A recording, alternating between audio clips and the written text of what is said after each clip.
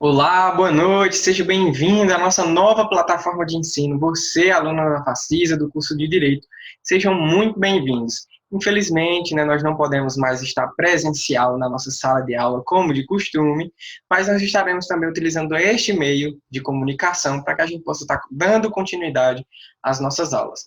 Peço desde já desculpa por algum erro que venha a acontecer aqui. É muito complicado estarmos diante de uma câmera gravando sem ninguém estar nos assistindo para dar uma aula satisfatória, sem ter a interferência, a interação do aluno.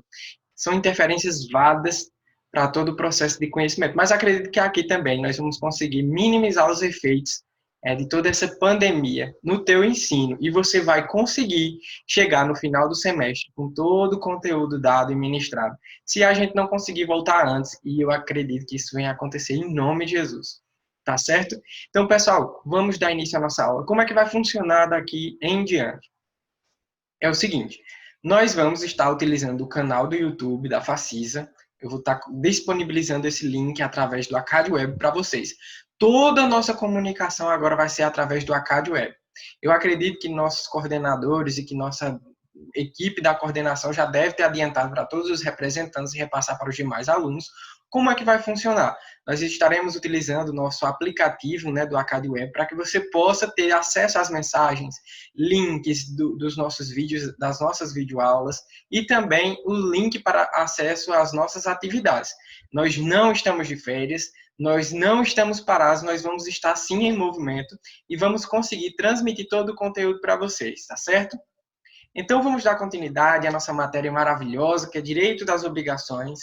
E nós fizemos uma prova tranquila, não foi isso? Uma prova simplesmente fácil. Nossa prova estava bem tranquila. Quem estudou conseguiu completar e fazer de forma satisfatória. Nós tivemos algumas pessoas que erraram, outras que se esforçaram mais. E eu quero dizer para você o seguinte: não é porque você está fazendo uma prova que agora vai poder utilizar meios de pesquisa que você deve se acomodar. Eu corrigi exatamente aquilo que você me entregou. Se você recebeu uma nota não muito boa, ou então ali no limite da média, porque você não se esforçou o suficiente para escrever de forma jurídica, para escrever de forma que realmente mostre que estudante de direito você é, né? O futuro operador de direito. Então, nós, nas nossas aulas, sempre cobramos que você tenha essa desenvoltura para o meio do direito. Afinal, você está num curso superior que necessita que você tenha uma linguagem mais rebuscada, uma linguagem mais formal. Tranquilo? Então se esforcem, que nosso conteúdo agora vai ser assim, nossa forma de avaliação vai ser essa, é aquilo que vocês me entregam, já que nós não temos mais essa interatividade na sala de aula. Mas deixa de papo e vamos começar hoje a nossa aula, corrigindo as nossas provas e fazendo uma breve revisão de tudo que nós já vimos anteriormente, para que aí sim nós possamos dar continuidade. Eu vou aqui transmitir agora a minha tela para vocês e vocês vão ter acesso a todas as questões. Se a gente não tiver o contato visual, eu estou aqui no computador respondendo junto com vocês para acompanhar tudo. Então, vamos lá. Vou transmitir aqui agora para vocês. Lembrando, pessoal, que nós estamos... eu estou aparecendo aqui na lateralzinha, da tela. Deixa eu colocar aqui para não atrapalhar. Lembrando, pessoal, que nós agora vamos dar uma aula para as duas turmas que eu tinha. Antes eu tinha o quarto A e o quarto B. Nós vamos unificar, já que está todo mundo no mesmo nível, todo mundo no mesmo conteúdo. Tranquilo? Então nós vamos hoje corrigir as duas provas para a gente dar continuidade, para que nós demos continuidade no nosso conteúdo, tá certo? Vamos lá. Essa prova aqui é a prova do quarto B. A primeira questão diz o seguinte: Edna Moda, estilista famosa no cenário de criação de uniformes para super-heróis, foi contratada pelo Senhor Incrível para criar e costurar o seu traje heróico personalizado, que seria utilizado em uma missão específica. A partir da hipótese narrada, assinale a afirmativa correta. Letra A. A relação obrigacional descrita tem como sujeito ativo Edna Moda e o sujeito passivo Senhor Incrível, em torno de uma obrigação cujo objeto direto consiste em uma obrigação de fazer fungível e tem por um objeto indireto o traje de super-herói. Pouco confusa. Vamos continuar lendo aqui as questões e vamos resolver com o raciocínio jurídico correto, ok? A relação obrigacional descrita, letra B, tem como sujeito ativo senhor incrível e sujeito passivo Edna Moda, em torno de uma obrigação que consiste em uma obrigação de fazer fungível e o objeto direto, o traje de super-herói. Vamos lá, será que é uma obrigação fungível? O conflito obrigacional descrito tem como sujeito ativo senhor incrível e sujeito passivo Edna Moda, em torno de uma obrigação que consiste em obrigação de fazer infungível e o objeto indireto, o traje de super-herói. Essa questão aqui está um pouco mais elaborada. Não houve relação obrigacional neste caso. Essa questão a gente já anula de cara. Não teria como alguém marcar essa questão. Por ser o vestido de noiva bem fungível. Que isso, cara? O que tem a ver o vestido de noiva? Desconsidera essa letra E. Não tem aqui não, tá? Então a gente já elimina duas questões. Uma letra E que não tem nada a ver. E nós também eliminamos a letra D. Ok? Então nós ficamos entre essas três opções. Quando o Senhor Incrível contratou Edna, nós sabemos que ela tem qualidades especiais que só ela podia cumprir com aquilo que foi estabelecido por ele, proposto por ele, que era o seu traje de super-herói. Então nós temos aqui uma obrigação infungível, porque ela tinha características específicas e só ela poderia realizar tão bem essa costura, ok? Então nós temos uma obrigação infungível. Então, nós já eliminamos duas questões somente com isso, letra A e letra B, porque nós estamos tratando de obrigação infungível e o objeto indireto, é o traje de super-herói. Qual seria o objeto direto? A prestação positiva de fazer infungível ou personalíssima, não é isso? Então, letra C, a correta. Se você marcou, parabéns para você. Vamos lá, ler a segunda questão. Assinale a alternativa incorreta acerca dos direitos das obrigações. Letra A. Sendo culpado o devedor, poderá o credor exigir o equivalente ou aceitar a coisa no estado do qual se ache, nesses casos, tendo o direito a reclamar perdas e danos. Vamos lá. Como regra geral, a obrigação de dar a coisa certa abrange os acessórios, salvo se o contrário resultar do título ou das circunstâncias do caso. Lembrando, pessoal, que é a questão incorreta. Até a tradição pertence a coisa ao devedor, com seus acréscimos, pelos quais poderá exigir o aumento no preço, com ou sem a anuência do credor. Letra D. A coisa certa, objeto da obrigação de dar, sempre será entregue com seus acessórios, inadmitindo exceção. Nas obrigações de entrega de coisa infungível, perdendo-se esta sem culpa do devedor antes da tradição, restará resolvida a obrigação. Pessoal, essa questão aqui está muito fácil, muito simples.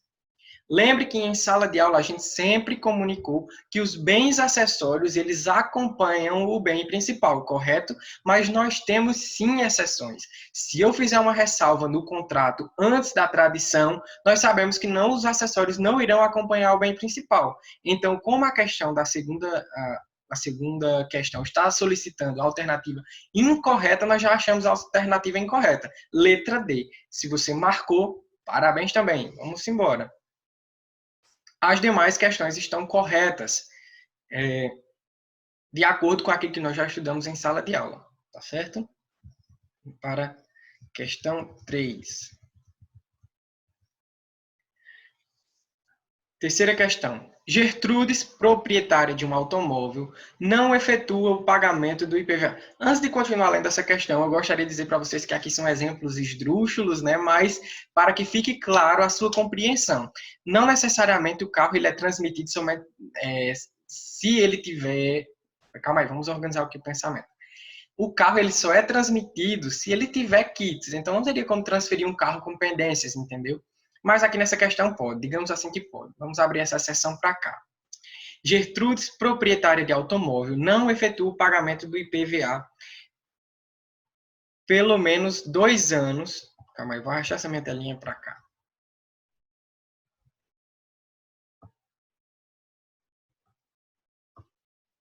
Pelo menos 2 anos Gertrudes, proprietária de automóvel, não efetua o pagamento do IPVA há pelo menos 2 anos. No entanto, antes que seu nome constasse nos órgãos de proteção ao consumidor, em virtude do atraso, Gertrudes alienou o automóvel a Bernadette, sendo feita a transferência do veículo. Segundo todos os trâmites legais, sabendo-se que, após uma semana sendo proprietária do veículo, Bernadette foi inscrita no SPC e Serasa, pelo não pagamento do tributo.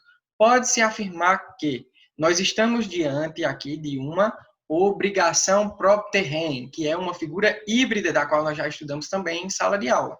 Ela tem características dos direitos obrigacionais e também tem características do direito real. É um direito obrigacional que surge em virtude da existência de um direito real, o direito real de propriedade. Letra A. A inscrição do nome de Bernadette nos órgãos de proteção não é legítima, apesar de se configurar a obrigação propter rem, pois a mesma tinha ciência dos débitos antes da negociação do automóvel. Essa questão já sabemos que é incabível. A inércia no Estado durante os 2 anos, enquanto Gertrudes era proprietária do veículo, operou a remissão da dívida. Também não. A prestação do IPVA é uma obrigação propter rem, sendo legítima a cobrança. Essa está correta, mas vamos ler as outras questões para saber se existe uma questão mais correta.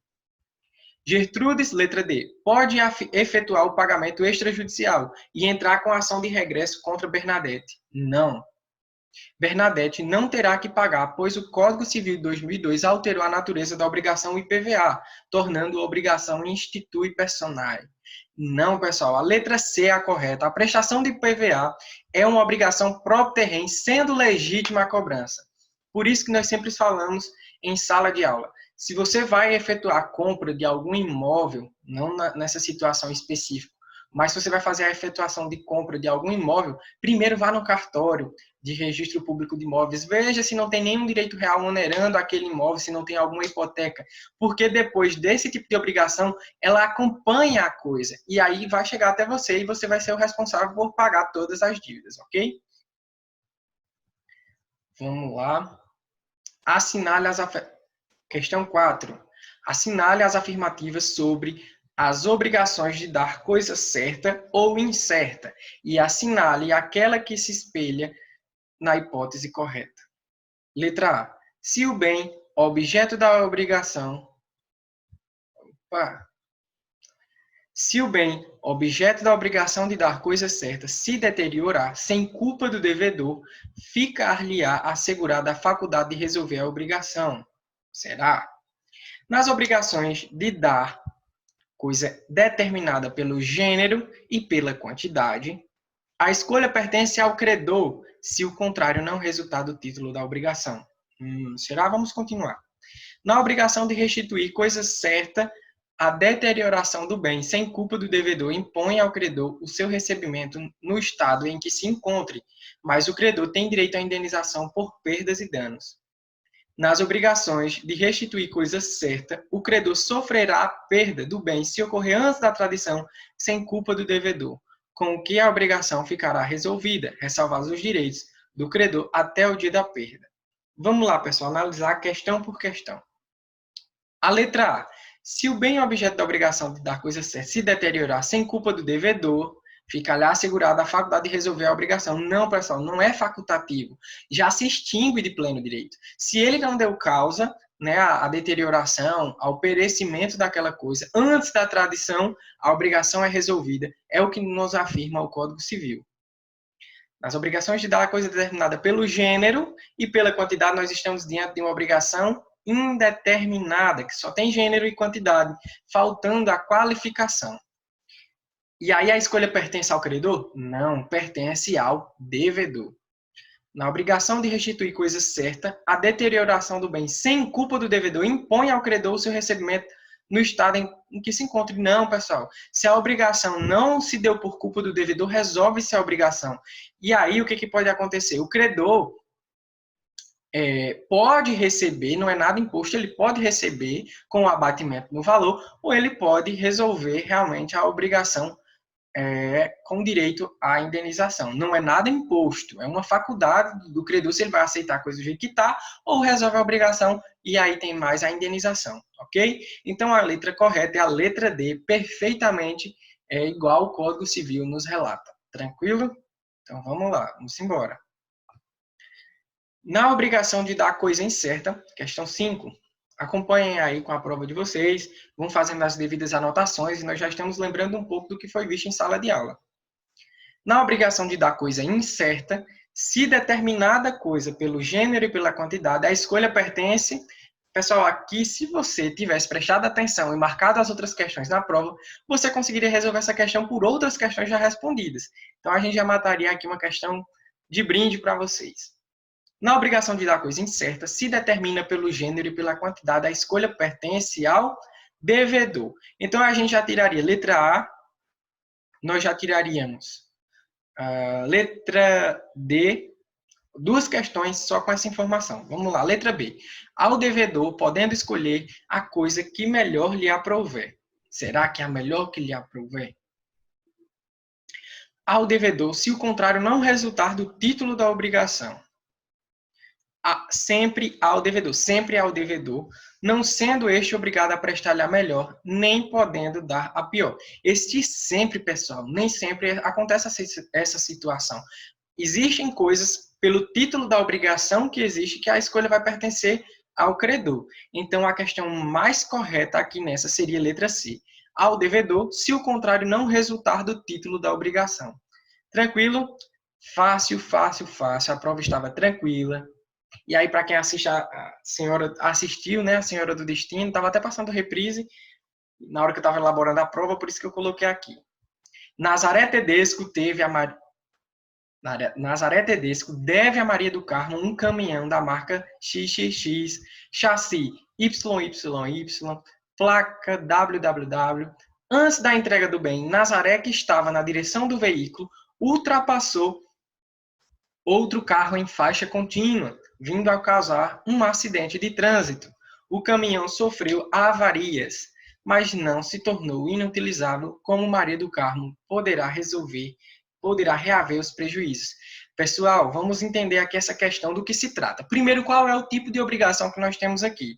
Se eu determinei que o carro era marca tal, com o número de chassi tal, placa tal, nós estamos falando de um bem que tem gênero, quantidade e qualidade. Portanto, nós estamos falando de obrigação de dar coisa certa. É uma obrigação de dar coisa certa, tranquilo. E aí, Nazaré estava dirigindo o veículo, ultrapassou em faixa contínua. Nazaré aqui foi o quê? Imprudente. Ela agiu com excesso. E aí veio causar um acidente de trânsito. O caminhão sofreu avarias, ou seja, o bem não se perdeu, não acabou por completo, não pereceu. O bem se deteriorou, mas não se tornou inutilizável. E aí o que é que acontece nessas situações em que é a obrigação de dar coisa certa, que houve a deterioração?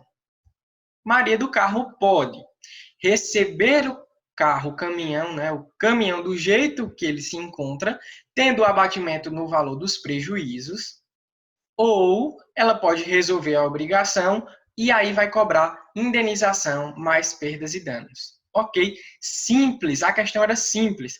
Mas aí você poderia dizer, professor, se fosse na modalidade de restituir, porque aqui é a modalidade de entrega, né? Só disse deve. Se fosse na modalidade de restituir, aí sim, Nazaré aconteceria praticamente da mesma forma, porque vocês sabem, quando tem a deterioração, ela pode receber o bem tal qual se ache, ou resolve a obrigação e aí cobra-se uma indenização de perdas e danos. Tranquilo? Simples, fácil. O que dificultou nessa questão aqui foi realmente a forma como muitos alunos se expressaram. Teve gente que colocou em 3 linhas. Gente, aqui você pode fundamentar, você poderia colocar Nazaré Tedesco, agiu com imprudência, devido tal e tal e tal, e aí, de acordo com o Código Civil, artigo tal e tal, Maria do Carmo pode reaver todos os prejuízos, e não simplesmente copiar o artigo como muitos fizeram. Então, prestem atenção nisso. Eu fui tranquilo, bem leve nessa prova, porque era o primeiro momento que vocês estavam fazendo uma prova à distância, mas nas próximas vocês já fiquem cientes que eu vou estar cobrando uma fundamentação melhor, tá certo? Até porque vocês vão ser os futuros operadores de direito. E essa questão 7, nós vamos respondê-la no final, porque ela tem nas duas provas. Tranquilo? E aí, agora a gente vai passar para a prova do quarto A. Vamos lá. Eu já ia dizer, deixa o like. Mas deixa o like mesmo e compartilha aí com seus amigos para ver que você está estudando, para mostrar que nós não estamos de férias. Pode me marcar nas redes sociais também, marca a Eda, mostra lá que você não está de férias, que nós estamos crescendo, produzindo conteúdo, tá? Então tira um print dessa tela, marca lá a gente e vamos mostrar que nós não estamos de férias, nós ainda continuamos trabalhando. E vocês estudando, no caso, né? Vamos lá. A primeira questão era, nas obrigações de dar coisa, incerta, nas coisas determinadas pelo gênero e pela quantidade, a escolha pertence ao credor. Não, nós já tiramos aí. Nas coisas determinadas pelo gênero e pela quantidade, nós estamos falando de coisa incerta. Ela é determinada, a escolha pertence ao devedor, se não resultar salvo ao título da obrigação. Nas obrigações de dar coisa incerta, antes da escolha, não poderá o devedor alegar perda ou deterioração da coisa, ainda que por motivo de força maior ou caso fortuito. Vamos lá, essa questão parece-me que está certa. Letra C. Nas obrigações de dar coisa certa, até a tradição pertence ao devedor a coisa, com os seus melhoramentos e acrescidos, pelos quais não poderá exigir aumento do preço. Pessoal, se é antes da tradição e houve um melhoramento natural, o devedor pode sim cobrar um aumento de preço naquele seu bem. E aí a gente até em sala de aula deu o exemplo da vaca prenha, né? Que ele estava com a vaca e antes da tradição aquela vaca, ela teve um melhoramento natural que ficou prenha. Então ele pode cobrar antes da tradição, não é isso? O valor maior do que aquela vaca que antes valia R$2.000 e agora ela prenha vale R$2.500. Se o credor não quiser pagar, resolve-se a obrigação para ambos os lados. Eu não tenho mais a obrigação de entregar a vaca, tá certo? Então, questão letra C também está errada. Letra D, certa, os acessórios dela não mencionados não estão abrangidos pela obrigação, salvo se o contrário resultar do título ou das circunstâncias dos casos. Nas obrigações da coisa certa, os acessórios dela não mencionados não estão abrangidos pela obrigação. Pessoal, é ao contrário. O bem acessório sempre acompanha o bem principal. Se eu não fizer nenhuma ressalva, todos aqueles bens acessórios vão acompanhar. Agora, se eu faço uma ressalva, aí sim eles são deixados de lado e não é necessário que você entregue. Letra E. Certa, deteriorada a coisa, não sendo o devedor culpado, o credor deverá aceitar a coisa, abatido de seu preço o valor que perdeu, não podendo resolver a obrigação. Falso. É faculdade do credor resolver a obrigação ou receber a coisa tal qual se acha. Então, não é uma obrigação dizer que não pode resolver a obrigação. Até porque a obrigação ela vai ter que ser resolvida, né, de alguma forma, porque nós sabemos que ela tem um caráter temporário. Vamos lá, dando continuidade. João Carlos, proprietário de um apartamento. E aqui, pessoal, essa questão aqui, ela é muito parecida com a do carro. Mas a gente vai ler. João Carlos, proprietário de um apartamento, não efetua o pagamento das prestações condominiais há pelo menos 3 anos, o que foi, inclusive, objeto de discussão em algumas assembleias. No entanto, antes que o condomínio praticasse qualquer ato relativo à cobrança das prestações em atraso, João alienou o imóvel a Maria Santos, sendo a escritura devidamente registrada no Registro Geral de Imóveis, para os devidos efeitos legais. Sabendo-se que, após 1 mês no apartamento, Maria foi citada em ação de cobrança proposta pelo condomínio. Pode-se afirmar que nós estamos diante de uma obrigação propter rem. A cobrança em face de Maria não é legítima, apesar de se configurar a obrigação propter rem, pois os condôminos tinham ciência dos débitos antes da negociação do imóvel. Não. A inércia do condomínio, enquanto o João estava no imóvel, operou a remissão da dívida. Não, pessoal. Remissão de dívida precisa ser expressamente pública, né? Você tem que se explicar, tem que, de alguma forma, declarar a sua vontade, expressa ou tacitamente. A prestação condominial é uma obrigação propter rem, sendo legítima a cobrança. correta, João pode efetuar o pagamento extrajudicial e entrar com ação de regresso contra Maria. Não. Maria não terá que pagar, pois o Código Civil de 2002 alterou a natureza da obrigação condominial, tornando-a, e aí tem um tracinho, obrigação institui personae.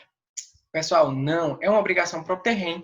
O bem acompanha a coisa. Se eu era o proprietário e transferi aquela coisa para outra pessoa, aquela obrigação agora vai ser do novo proprietário e eu me eximo já da responsabilidade, porque acompanha a coisa. Propter rem própria da coisa. Tranquilo? Vamos embora. Vou botar minha telinha para cá. Vamos deixar aqui em cima mesmo. Assinale a alternativa correta acerca do direito das obrigações. Nas obrigações de entrega de coisa certa, se a coisa se perder por culpa do devedor, caberão apenas perdas e danos.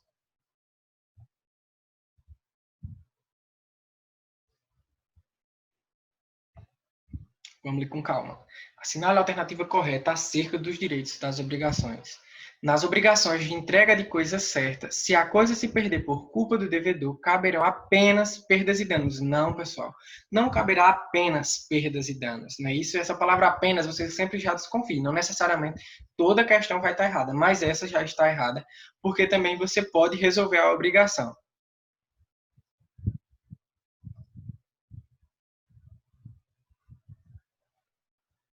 Nas obrigações de entrega de coisa certa, caso esta se deteriore após a celebração do negócio, mas antes da tradição e sem culpa do devedor, deverá o credor aceitá-la do estado em que se achar. Essa palavra deverá não, é uma faculdade, ele pode resolver também a obrigação.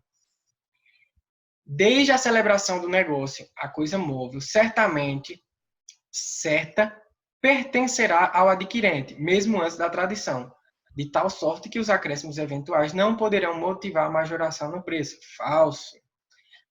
Nas obrigações de entrega de coisa infugível, perdendo-se esta sem culpa do devedor, antes da tradição, restará resolvida a obrigação. Não. Se a obrigação era de coisa infungível e esta se perdeu antes da tradição, você vai ter que pagar uma indenização para aquela pessoa, porque só você podia cumprir. Foi o exemplo que eu dei para vocês em sala de aula de Ivete Sangalo, né? Nós contratamos Ivete Sangalo para ela vir fazer uma festa de formatura aqui em Araripina. É uma obrigação infungível, que só ela pode cumprir, porque ela tem características específicas que ela tem, né? Só ela pode fazer aquela prestação de serviço. Ela pode mandar Cláudia Leite no lugar? Não. Só Ivete Sangalo é quem pode cumprir com aquela prestação. E se ela deixa de vir sem culpa... Peraí, pessoal. Calma aí.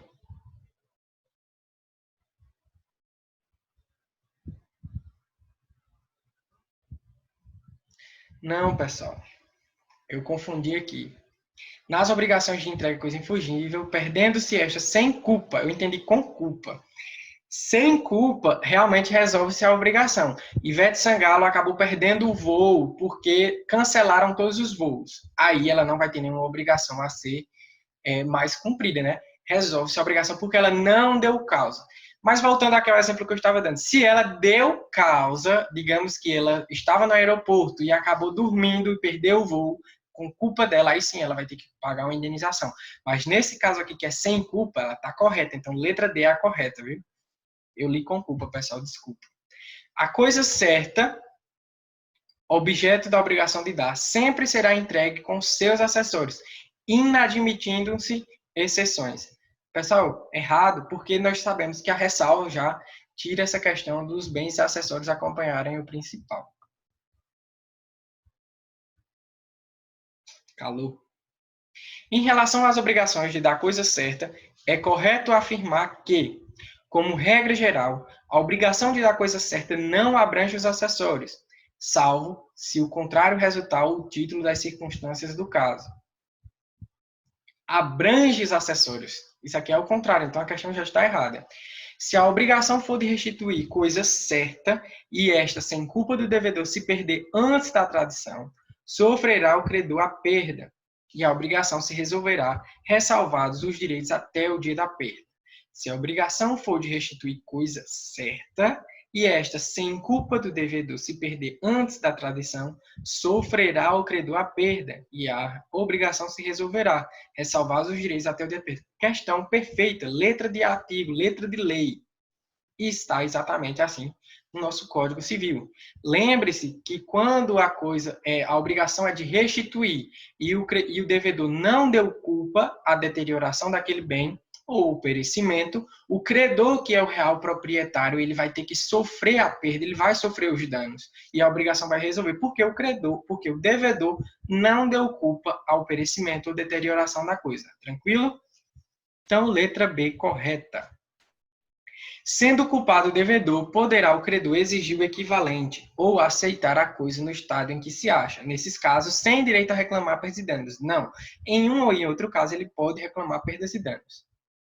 Até a tradição pertence a coisa ao credor, com acréscimos, pelos quais poderá exigir o aumento de preço. Não, pessoal. Até a tradição, as coisas pertencem ao devedor. Só com seus acréscimos pelos quais poderá exigir aumento de preço com ou sem anuência do devedor. Não. Neste caso aqui, até a tradição pertence ao devedor, que é aquele que vai entregar a coisa, correto? Deteriorada a coisa, sem culpa do devedor, poderá o credor resolver a obrigação ou aceitar a coisa, neste caso, sem abatimento do preço pela referida ausência de culpa do devedor. Não, vai ter que ter sim, mesmo que ele não tenha dado culpa, tinha que ter o abatimento no valor ou resolver a obrigação com perdas e danos, tá ok?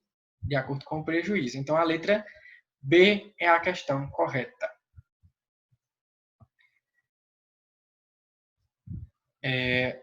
Quinta questão. Acerca do tema de direito das obrigações, analise os itens e assinale a alternativa correta. Vamos lá para a primeira alternativa. Até a tradição pertence ao devedor a coisa, com seus melhoramentos e acrescidos, pelos quais poderá exigir aumento no preço. Correta? Deixem aqui nos comentários se a questão está correta. Tá muito youtuber, né? Isso vamos botar aqui para aula, formalidade. Até a tradição pertence ao devedor a coisa, correto? Com os seus melhoramentos e acrescidos, pelos quais poderá exigir aumento no preço. Perfeito, correto. Nas coisas determinadas pelo gênero e quantidade, coisa incerta neste caso, a escolha pertence ao credor. Não, errada. A escolha pertence a quem, pessoal? Ao devedor. Teve muita questão sobre isso, não é isso? Antes da escolha, não poderá o devedor alegar perda ou deterioração da coisa, ainda que por força maior ou caso fortuito. Perfeito. Então, nós temos a 2 errada, a 1 correta e a 3 também. Então, letra B seria a questão alternativa correta. Essa prova estava muito tranquila, pessoal. De verdade. Vou botar aqui um pouquinho. Dora contrata os palhaços Patati e Patatá para animarem a festa de sua filha de 4 anos. Na noite anterior à festa, Patati e Patatá sofrem um acidente de trânsito e acabam internados em um hospital, com previsão de alta em 10 dias. Quais as consequências jurídicas desse fato? Em outra hipótese, se os palhaços resolvessem dormir antes da festa e só acordassem um dia após o aniversário da filha de Clara. Que noitada, viu? Sono para palhaço é o que nós temos. Só o que tem. Responda fundamentadamente. Tem palavra grande, né? Fundamentadamente. Mas, pessoal, vamos lá. Aqui nós temos uma obrigação infungível, né? Porque Patati e Patatá, eles têm características específicas e só eles podem prestar o serviço. Eles vão mandar atim e sorriso? Não, só pode ser Patati e Patatá. Neste primeiro caso, quando eles não deram causa ao cumprimento da obrigação, que foi no sentido de que do acidente decorrente, né, de trânsito, e eles passaram 10 dias no hospital, então aí a obrigação vai se resolver e eles não têm que pagar indenização nem nada. Resolve-se a obrigação para ambos os lados, até porque ele não foi por culpa deles que eles não estiveram lá presentes no aniversário de 4 anos. Agora, se eles dormissem e só acordassem no outro dia, tomassem aquele Dramin, porque estavam cansados e tomaram um Dramin, não acordaram para cumprir com a prestação de serviço, infungível, personalíssima, aí sim eles teriam que pagar as indenizações devidas, tá certo? É o que nosso Código Civil preceitua. Tranquilamente também. E aqui, pessoal, eu falo mais uma vez a questão de você aprender a fundamentar e utilizar a norma, as nossas normas jurídicas também, a forma que o português também é trazido aqui nesse sentido, para que você possa se expressar de uma forma mais clara. Eu vi pessoas simplesmente copiando o artigo. Como eu falei, eu corrigi de forma mais branda, porque foi a primeira vez de vocês fazendo uma questão à distância, eu acho que vocês subestimaram, digamos assim, mas na próxima eu vou estar fazendo a leitura, não só daquilo que você fundamentou, mas como se você fosse realmente defensor, o patrono da causa dessa mulher. Se você fosse o advogado dela, você com certeza não teria que responder de forma tão sucinta ou então, como é que eu posso dizer, tão rasa. Você teria que fundamentar melhor, tá certo? Então fica aí a dica para vocês. E aí nós vamos para aquela questão que teve em ambas as provas, que falava acerca dos direitos reais. Os direitos reais são também conhecidos como os direitos das coisas, representam a ligação entre o indivíduo e a coisa que a ele pertence, o poder direto e imediato sobre determinado objeto, ao qual é chamado de direito real. Desta maneira, o direito real conta com elementos do sujeito ativo, a coisa e o poder do titular sobre a coisa. Já os direitos obrigacionais consistem em uma relação entre os dois sujeitos, aquele que tem o poder de exigir e aquele que tem o dever de cumprir. O sujeito ativo tem o poder de exigir e o cumprimento da obrigação, neste caso, não seja cumprida, possui o direito de recorrer na esfera judicial. Tendo como base o texto acima, pontue as principais diferenças entre os direitos reais e os direitos obrigacionais. Pessoal, esse texto que eu coloquei não foi para você copiá-lo, não foi para você tirar as palavras. Lembra quando você fez a redação do Enem, que eles dão um texto base para que vocês leiam, é para você se basear, não para você copiar. Teve pessoas que copiaram e aí teve sim a sua redução na nota, porque não era para copiar. Essas diferenças que eu estava querendo não era para dizer qual é o conceito de direito das coisas, qual é o conceito de direito real, qual é o conceito de direito obrigacional. O conceito eu já trouxe para vocês. Eu queria que vocês pontuassem as diferenças quanto cada característica deles. O direito real, ele é perpétuo, o direito obrigacional já é temporário. Eram essas características. Qual é a norma que rege o direito real? A norma é a lei, o artigo 1225, né? Que nós sabemos que traz todo o rol taxativo que limita os direitos reais, estão previstos no código. Se está no código, é direito real. Eu posso sair criando direito real à torta e à direita? Não. O direito real ele é limitado, ele é taxativo ao que nós já temos preceituado, né, disposto na nossa norma legal.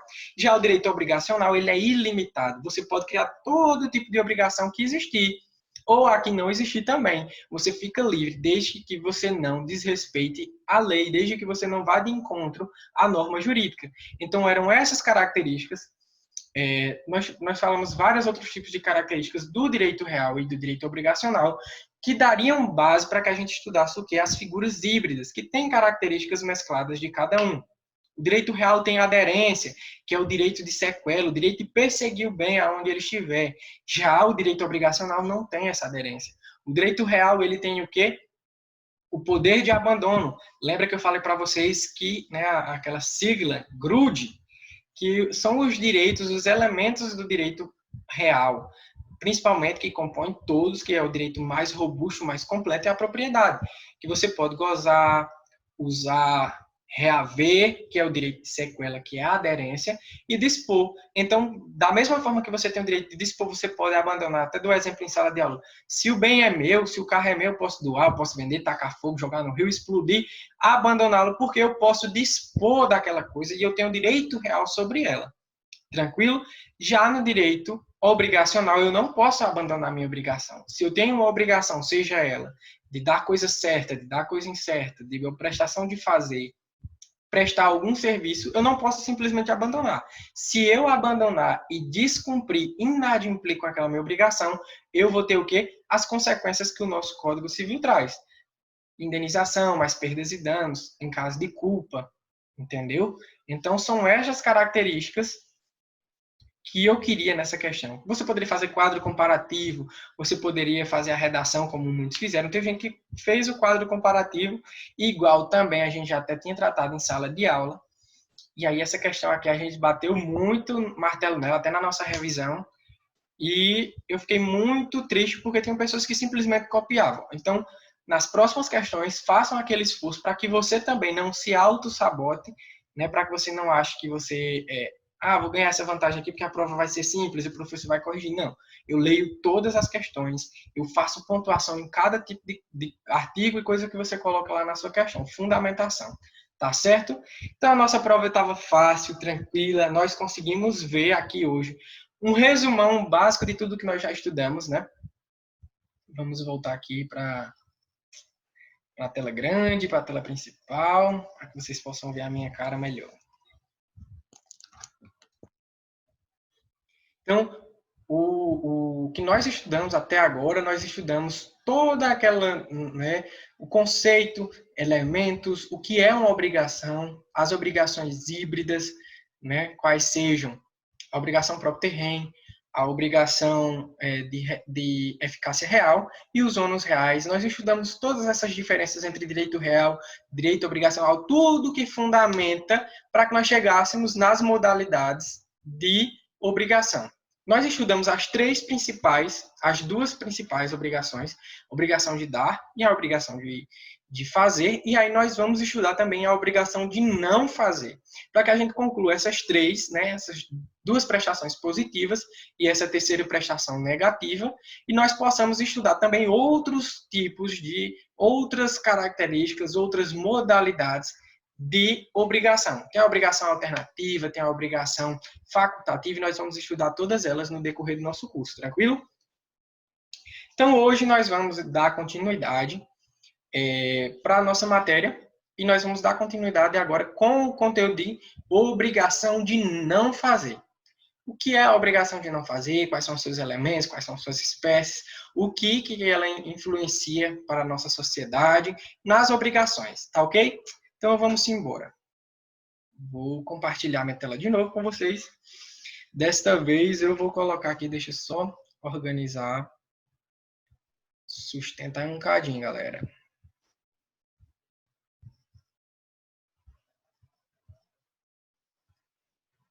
É um pouco difícil, viu? Falar aqui, mas vamos lá. Gostaram do meu cenário? Eu já falei isso, né? Vamos lá. Compartilhar aqui minha tela para que a gente possa abrir o slide. Pronto, já estamos aqui no nosso slide.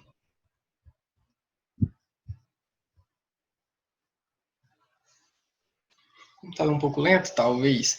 Mas hoje nós vamos estudar, dando continuidade ao nosso curso, o Direito das Obrigações, né? Isso, Direito Civil 3, professor, este que vos fala, Leonardo Arseno. Era para passar? Aí. Obrigação de não Erros técnicos acontecem. Vamos lá. Obrigação de não fazer. Qual é o conceito de obrigação de não fazer? Como o próprio nome diz, se a obrigação de fazer você presta algum serviço, na obrigação de dar, seja modalidade de entrega ou restituir, você entrega algum bem, nesta modalidade você deixa de fazer, você se abstém de fazer algo, ou você permite que algo aconteça e você não pode interferir. Então, a permissão para a não interferência ou a abstenção da prática de algum exercício, da prática de alguma atividade, da prática de algum serviço. E nós vamos estudar quais são esses tipos, exemplos e tudo mais. O conceito é o seguinte: a obrigação de não fazer consiste em uma omissão a que o devedor se obriga, cuja prestação é justamente a abstenção da prática do fato, que ele se comprometeu a não praticar. É, portanto, uma obrigação negativa. Lembra, pessoal, que a gente falou que existem que a prestação é dividida em dois tipos. A prestação positiva e a prestação o quê? Negativa. A prestação positiva, por sua vez, é dividida em obrigação de dar e a obrigação de fazer, e a prestação negativa ou obrigação negativa é a de não fazer, que é a que nós vamos estudar hoje. Professor, e qual é um exemplo desse tipo de obrigação negativa, esse tipo de obrigação que você se abstém de fazer algo? A de não revelar um segredo, por exemplo, quando nós, por exemplo, somos advogados, temos alguma parceria, e ao final dessa parceria nós temos um termo de confidencialidade. Acho que a palavra correta é essa, senão eu coloco aqui para vocês a palavra correta, enfim. Você tem um termo de confidencialidade. O que é isso? Que eu não posso, então eu me abstenho de contar as coisas que eu aprendi naquela parceria, de contactar aqueles clientes, para que eu não possa, através de informações privilegiadas, oferir uma vantagem em cima daquele meu antigo parceiro. Então eu me abstenho de contar um segredo. Você trabalha também dentro de um banco, com informações poderosas, informações preciosas. Você também assina uma obrigação que você não pode compartilhar informações sigilosas, não revelar um segredo, por exemplo. E aí existe, a gente vai estudar aqui que a lei obriga em situações, ou os contratos também de forma bem gradual, eles podem contribuir para isso. Outro exemplo de não abrir estabelecimento comercial no mesmo bairro com o mesmo ramo de atividade. Você vai lá, compra um ponto comercial naquele bairro, e aí o que acontece? Você assina um compromisso de que você não vai exercer a mesma atividade comercial naquele bairro, num raio de atuação. Então, você deixa de exercer um serviço ali naquela atuação. Por exemplo, eu trabalho com uma farmácia, digamos assim. E aí eu vou adquirir o ponto comercial e eu assino o contrato com aquele dono de uma outra farmácia ali próximo, né, que é o dono daquele prédio, e eu digo, olha, você vai assinar aqui que você não vai ter uma farmácia também, porque é diferente da minha, entendeu? Então, você vai criar uma padaria, você vai criar outra coisa, mas uma farmácia não. Então, eu deixo de exercer uma atividade do mesmo ramo da atividade daquele homem, que é o proprietário daquele bem que está me vendendo. Então, você vai comprar um estabelecimento comercial no mesmo bairro, e aí você não pode exercer a mesma atividade que ele, tá certo? Então, também é uma forma de abstenção, de uma obrigação de não fazer, de uma prestação negativa. Quais são as origens da obrigação de não fazer, pessoal? Podem existir por força de lei ou de contratos. E aí é como eu expliquei para vocês. A lei, ela traz alguns exemplos que nós podemos citar, principalmente os direitos de vizinhança. Lembra que na sala eu falei para vocês que a propriedade ela é perpétua, ela é ilimitada, mas ela tem algumas limitações. A propriedade é perpétua, mas sofre algumas limitações. Essa é a frase correta. Então, quais são as limitações da propriedade? A função, né, da social daquela atividade. Se você não está cumprindo com a função social daquela sua propriedade, você pode perdê-la. Mas também a sua obrigação é limitada pelos direitos da vizinhança. Eu falei até para vocês do muro, que não pode ser construído muito alto, tampando a visão do vizinho, ou então um muro muito baixo do outro vizinho que dê acesso à casa dele, que tire a privacidade dele. São coisas que você deixa de construir. Eu dei outro exemplo para vocês, que é uma lei municipal. Quando eu fui para Natal, né, uma viagem que eu fui para Natal, e aí tem aquela toda costa, né, como é o nome? Eu sempre esqueço o nome. A via costeira, onde tem hotéis, resorts, pousadas, restaurantes, mas todos são obrigados a não construir um quarto andar. Simplesmente tem que ficar no terceiro. Por quê? Para não tampar a beleza do mar. Então, é uma lei municipal que faz com que eles não construam, deixem de praticar, abstenham de fazer alguma coisa em relação ao incumprimento daquela lei. Eu trouxe aqui para vocês o artigo como exemplo, o artigo 1301. É defeso abrir janelas ou fazer eirado, terraço ou varanda a menos de 1,5 metro do terreno vizinho. Parágrafo 1º. As janelas cuja visão não incida sobre a linha divisória, bem como as perpendiculares, não poderão ser abertas a menos de 75 centímetros. Então, como eu falei para vocês, o direito de propriedade é limitado pelo direito de vizinhança, que é um direito da coletividade. E nosso Código Civil ele traz essa condição mais social, mais humanitária de enxergar a coletividade. Isso advém também da nossa Constituição. Tranquilo? E aí, pessoal, eu trouxe para vocês esse videozinho. Vocês não vão conseguir ouvir o que o vídeo está dizendo. Deu briga, muro deixa casa sem ventilação. E aí, nessa trama aqui deles, explica, é um caso que acontece até no doutor juiz, naqueles programas de telejornal, com aquele apresentador tipo o Siqueira. Só conheço aqui caso eu esqueci o nome dele, meu Deus. Enfim, quando vocês forem assistir no YouTube, vocês vão conseguir identificar. Rogério, não. Enfim, não lembro o nome dele. Mas é tipo aquele programa do Siqueira Júnior, que aí o pessoal fica comentando tudo mais. Tem um quadro nesse programa, que é o Doutor Juiz. E aí, nesse caso específico, é uma briga de vizinhança, onde o vizinho construiu um muro de 20 metros, tampando a visão da varanda do outro vizinho, que não tirava sua privacidade nem nada. Eu acho que realmente foi só uma rixa entre eles. E aí tem toda a trama, é bem interessante e engraçada a situação. E aí eu coloquei aqui para vocês para mostrar como existe o tipo de obrigação de não fazer.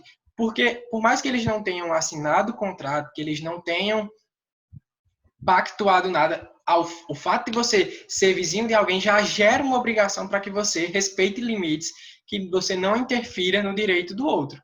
Então, o direito dele ter a vista dele, de não perder a ventilação dele, é daquele vizinho, se não comprometesse a privacidade do outro vizinho. Neste caso aqui do vídeo, que vocês vão poder assistir, eu acho que eu vou até compartilhar o link dele quando postar esse vídeo aqui no YouTube. Vou colocar o link embaixo para que você possa entender como é uma situação de um caso prático nisso, como foi que o juiz determinou, como foi que eles resolveram essa situação. Mas eu coloquei aqui do lado o artigo que fundamenta toda essa repercussão jurídica. Artigo 1299. O proprietário pode levantar em seu terreno as construções que lhe aprouver, salvo os direitos dos vizinhos e os regulamentos administrativos. Então, a propriedade é minha, eu posso construir o que eu quiser, desde que eu respeite o direito de vizinhança. Então, gera para mim uma obrigação de não fazer, de não ultrapassar esses limites. Tranquilo? E quais são as espécies de obrigação de não fazer, pessoal? Nós temos a obrigação de não fazer instantânea, que é aquela que não tem como ser desfeita. E aí, cabe apenas a indenização. Em qual sentido, professor, cabe a indenização? Existe a obrigação de não fazer. Se eu pratico aquele tipo de ação e não tem como eu voltar atrás, aí só vou ter que indenizar. Como assim? Um exemplo para ficar mais claro. Eu estou na minha casa, tal, tenho vizinhos do lado, vizinhos do outro, e aí eu dou uma festa no final de semana, aquela festa bombada e tal, música alta, bebida, todo mundo gritando e tudo mais, aquela festa bem louca, tipo Projeto X, que assistiu esse filme, sabe? Uma festa bem loucona e tal. E aí na segunda-feira minha vizinha liga para a polícia, reclama e tudo mais, e que aí estava com a mãe doente, e aí a mãe acordou e passou mal. Pessoal, tem como eu voltar no passado e desligar o som daquela minha festa? Não. Então, é uma obrigação de instantânea. Eu não tenho mais como desfazer o que não era para ter feito. Eu fiz e agora eu vou ter que arcar com as consequências. Vai caber, neste caso, indenização para minha vizinha. Tranquilo? E tem as obrigações de não fazer permanentes, que é aquela que pode ser desfeita. Neste caso, vai ter indenização, mas eu também vou ter que desfazer o serviço. É o caso do caso. Foi ótimo, é o caso do caso. Nós podemos citar como exemplo o caso anterior que eu mostrei para vocês daquele vídeo, né? O vizinho construiu o muro, ultrapassou os limites necessários, não respeitando os direitos da vizinhança, e agora ele vai ter que pagar uma indenização, além de desfazer aquele muro. Então, ele fez uma construção indevida, é uma obrigação de não fazer permanente, porque pode ser desfeita.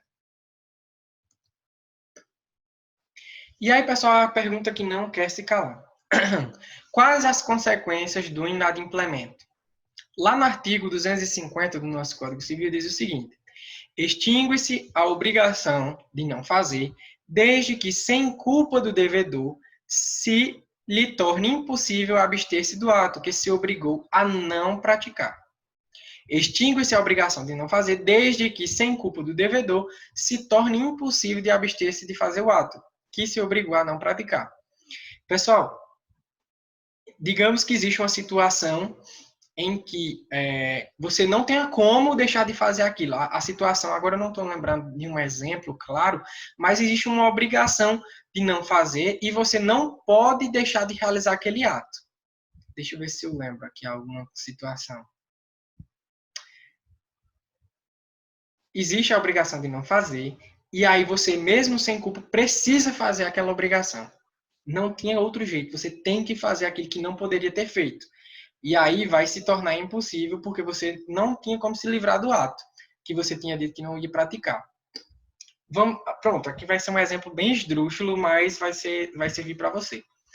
Digamos que você está em casa, de madrugada, silêncio, em todo o seu quarteirão inteiro está silêncio. E aí você vai beber um copo de água gelada lá na geladeira, e quando você vai chegando, você bate o dedinho, aquele dedinho medinho, na quina da mesa. Bateu o dedinho na quina, você sente o grito tão alto, tão alto, tão alto, que acorda toda a sua vizinhança. É um movimento involuntário. Quando a gente bate, porque dói bastante, né, machucar o dedinho nessas quinas, e você sente o grito tão alto, então você acorda toda a vizinhança causando um transtorno, se tinha pessoas doentes, acordaram e tudo mais, mas foi involuntário. Não tinha como você deixar de fazer, porque era algo da natureza humana. Quando a gente bate, a gente grita, ai! Né? Então não tinha como você deixar de fazer. Eu sei que é um exemplo bem esdrúxulo, mas você consegue compreender agora o que esse artigo quer dizer. Você não tem nenhum direito de indenizar, não vai ter que possível obrigar nada, porque você não tinha como se abster daquilo, né? Quando você bateu o dedinho, você ia morder, parar de gritar. Não, foi um movimento involuntário. E você sentou o grito e acabou acordando todo mundo. Artigo 251. Praticado pelo devedor o ato a cuja abstenção se obrigara, o credor pode exigir dele que o desfaça, sob pena de desfazer à sua custa, ressarcindo o culpado perdas e danos. Tem aquela coisa, se eu tenho a obrigação de não fazer e eu faço, por minha culpa, se for uma obrigação permanente, eu tenho que desfazer e ainda pagar perdas e danos, né, ressarcindo com uma indenização, ou se for uma obrigação, como eu disse para vocês, instantânea, que não tem como ser desfeita, vai acontecer só a indenização, tá certo? E aí o parágrafo único diz, em caso de urgência, poderá o credor desfazer ou mandar desfazer, independentemente de autorização judicial, sem prejuízo do ressarcimento devido. Não é necessário que exista autorização judicial para que ele venha desfazer aquilo que foi feito. Entretanto, eu botei aqui bem grande, cuidado, pode gerar abuso de direito. Acontece, pessoal, que muitos vizinhos, né, que têm essa obrigação de não fazer, vão lá por sua própria conta, por sua autotutela, e decide desfazer aquele muro, quebrar aquele muro e tudo mais, acaba destruindo um pouco a mais daquilo que ele tinha proposto. Então, pode existir o abuso de direito. O que é mais recomendável fazer? Entre-se na justiça, procure um advogado da sua confiança, entre na justiça e tenha a decisão judicial para que você ou desfaça ou você mande alguém desfazer aquele tipo de obrigação que não poderia ter sido feita. Não tente pelas suas próprias mãos fazer, o Código Civil lhe autoriza, mas pode acontecer de gerar um abuso de direito. Tanto é que naquela situação do vídeo anterior que eu mostrei para vocês, que eu mostrei não, vocês viram que existe aquele vídeo e vão assistir agora. Então, eles resolveram chamar os advogados, aquela imprensa toda que faz aquele movimento todo, porque é mais seguro que você tenha uma autorização judicial do que você utilizar e derrubar aquele muro lá por sua própria conta em risco, tá certo? Então, cuidado, pode gerar abuso de direito.